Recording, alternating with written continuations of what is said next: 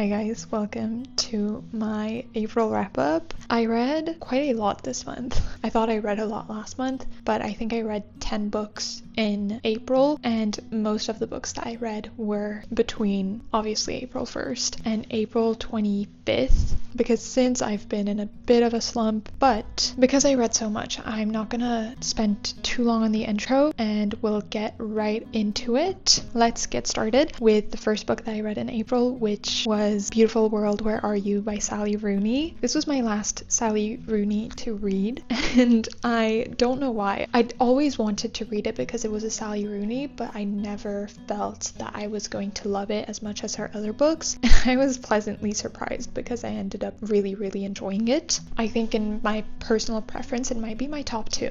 Sally Rooney, which is crazy. But for those who don't know, we follow 2 friends, Alice and Eileen, who have been friends since college, and they exchange emails to each other because they don't really live in the same part of the country of Ireland. And Alice on one side is having this love affair with a guy called Felix, and Eileen is having her own affair with a man called Simon. And this book depicts both the friendship between Alice and Eileen and then their own private relationships, but it also talks about the dynamic as a group of 4 as the book evolves. Like I was telling you, I was really pleasantly surprised because it, like all Sally Rooney books, had moments and had thoughts that I've definitely felt before or thought about before. And it was really interesting because it was also talking about being a successful author, and you could tell that she was writing it from a place of, her knowledge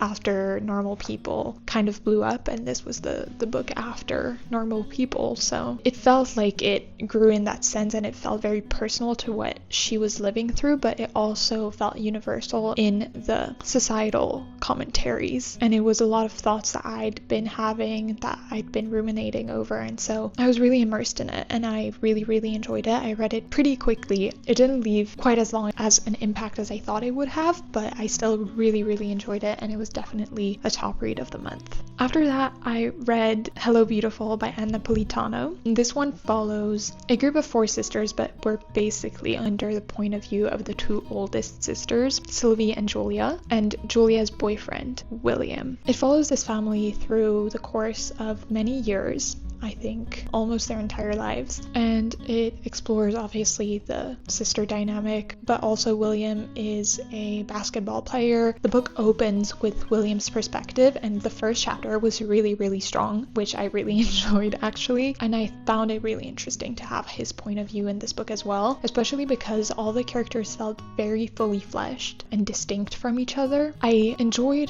the relationship between the sisters in this book, and I thought it was interesting to follow. I just think I felt a little bit bored in the middle part of it, but then the beginning and the end really picked up, and I ended up really liking it overall, but I do think it could have been a tiny bit shorter. Yeah, it's just not a book that I'm going to think about too much. I was really enjoying it as I was reading it, but I don't think that it will leave a lasting impact for me, but I still really enjoyed it. And I think though that the reason that it was also not as impactful was that it took me a bit longer to read than I'd wished, because I was quite busy when I was reading it, and so I didn't have as much time as I would have liked to dedicate to it. It felt like it was long in my head because the font was really small, and it's quite a large book, and so I felt like I wasn't progressing, which made the whole thing feel a little bit longer as well. But overall, still quite enjoyed it, and I would recommend it if you're interested in reading it. I think it's still a pretty good book. After that, I read Things I Don't Want to Know by Deborah Levy, which is the first book in her memoir trilogy, and I think I have a somewhat of an unpopular opinion, but I liked this book, but I didn't find it groundbreaking. I think partly my expectations for it were a bit too high because I'd heard so much good, but I found that the relationship between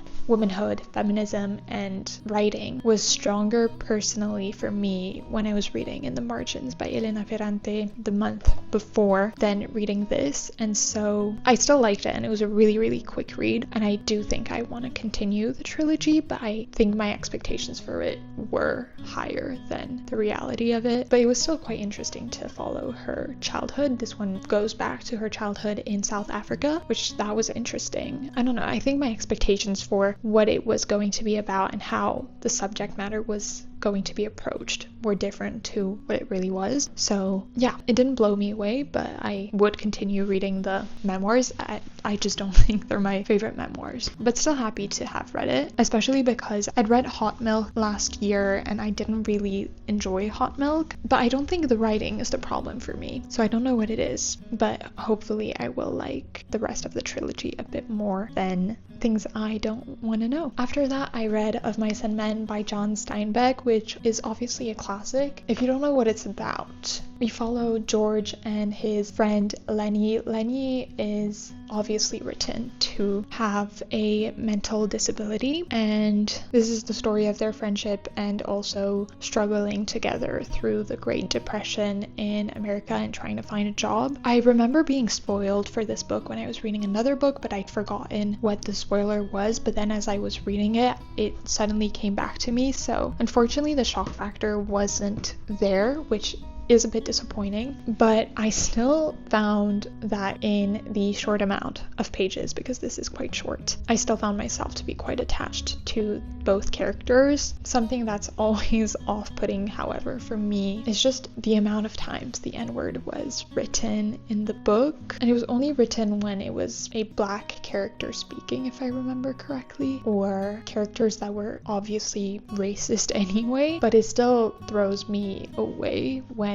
obviously it was a white person writing it, and I know that the time that it was written in plays a huge role in writing that, but it still makes me a bit checked out. But I still really enjoyed the writing, and I really enjoyed the way the story unfolded. I, similarly to Things I Don't Want to Know, however, thought I was going to be more impacted by it than I was, and I think maybe it's because of the ending, but I don't know. I thought it was going to be kind of life-changing, or it was going to become one of my favorite books of all time, and it didn't do that for me, but I still am really happy that I finally got into some Steinbeck, and I think it was the right choice to make to start reading Steinbeck. And now I have 3 more on my shelf that I want to get to at some point, especially really want to get into East of Eden this year, so hopefully I will do that a bit later in the year. But yeah, if you haven't read it and you're considering reading Steinbeck and you don't know where to start, I think it's a great entry point. I can only recommend it because it's such an important piece of literature, but yeah, just wanted to mention the racial slurs were off-putting. After that, I read Sense and Sensibility by Jane Austen, and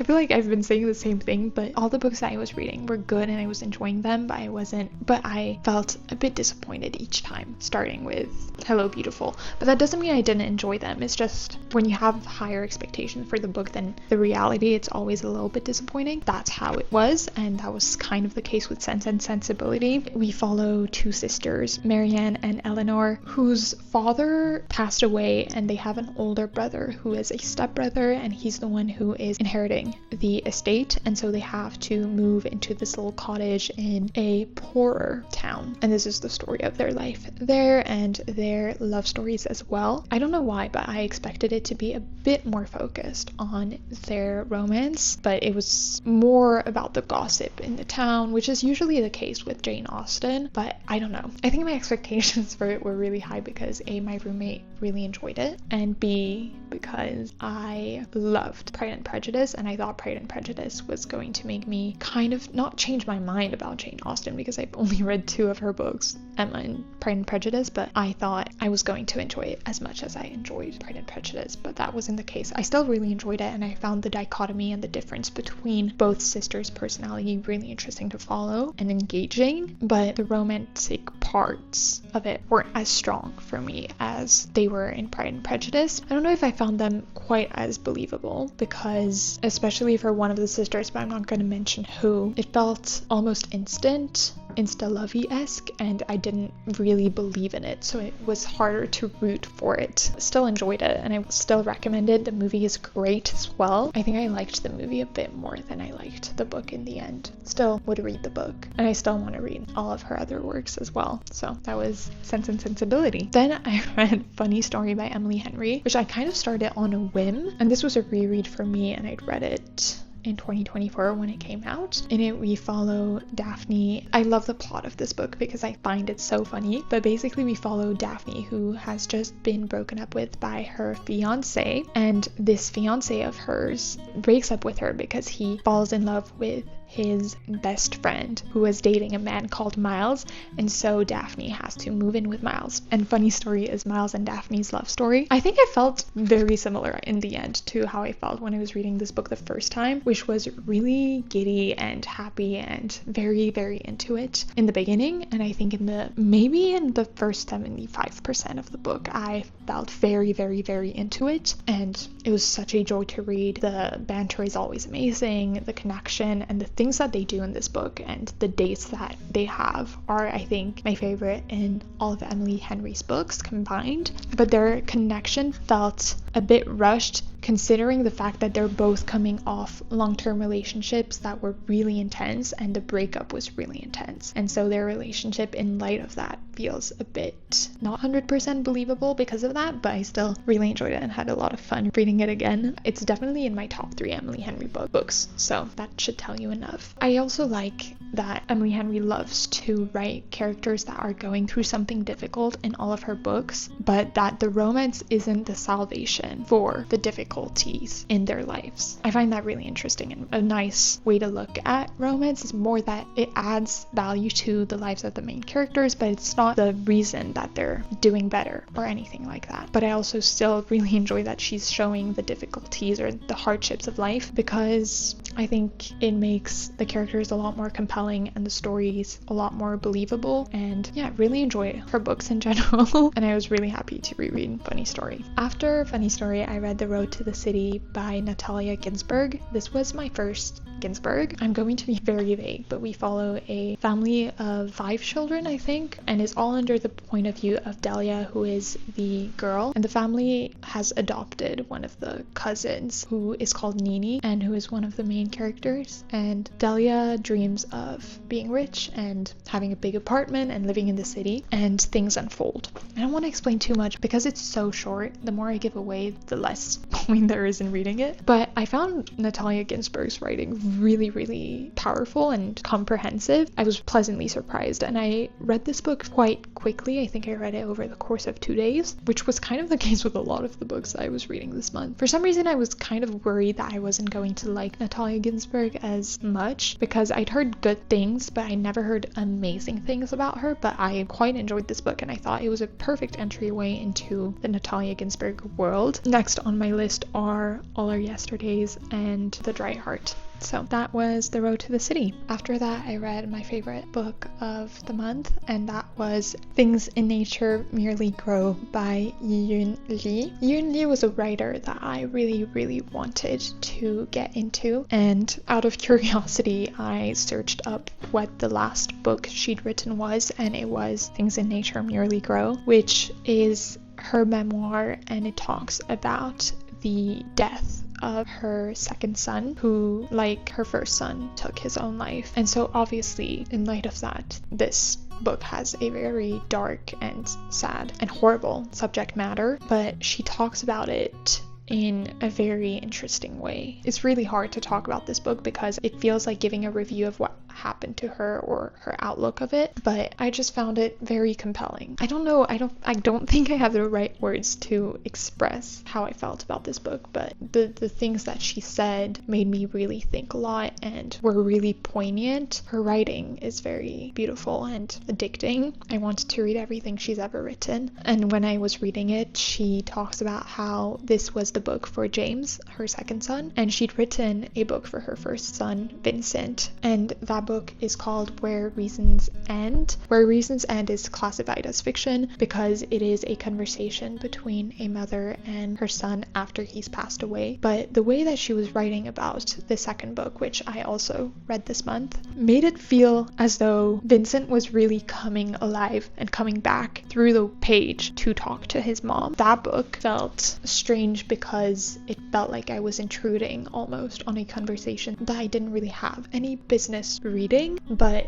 I think I was just curious, and I really enjoyed her writing and her outlook of things that I wanted to read this book. But overall, both of them are obviously very sad, and Things in Nature Merely Grow made me realize how human beings can really be lacking in hardships, and some of the things that she was living or that she had to live through after the death of her sons were insane. Genuinely, I can't believe that people did some of the things that they did in these books in her life, especially when this happened. Yeah, I also watched a podcast where she talks about kind of the book, but also just in general, and everything she was saying was really, really interesting. And I don't know, I've been thinking about grief a bit more in my life recently, just because my grandparents are getting older, and it's just a thought. Like, it's obviously something that everyone, or mostly everyone, has to live through. I just think she had such interesting insights and outlooks, and at the same time, I don't feel like it's my job to judge what's written in these books. I was still curious and wanted to read them, and now I want to read her other memoir, which is Dear Friend from My Life, I Write to You in Your Life. I think that's what it's called, and I want to read everything else that she's ever written. I actually own the Book of Goose, so that might be my next uni. She's definitely going to rise as one of my favorite authors, I think. And finally, to end off the month, I read Qui a tué mon père by Edouard Louis, which is translated to Who Killed My Father. And this book talks about our author's relationship to his father. It's a memoir, but it also really genuinely explores who killed, quote unquote, his father. And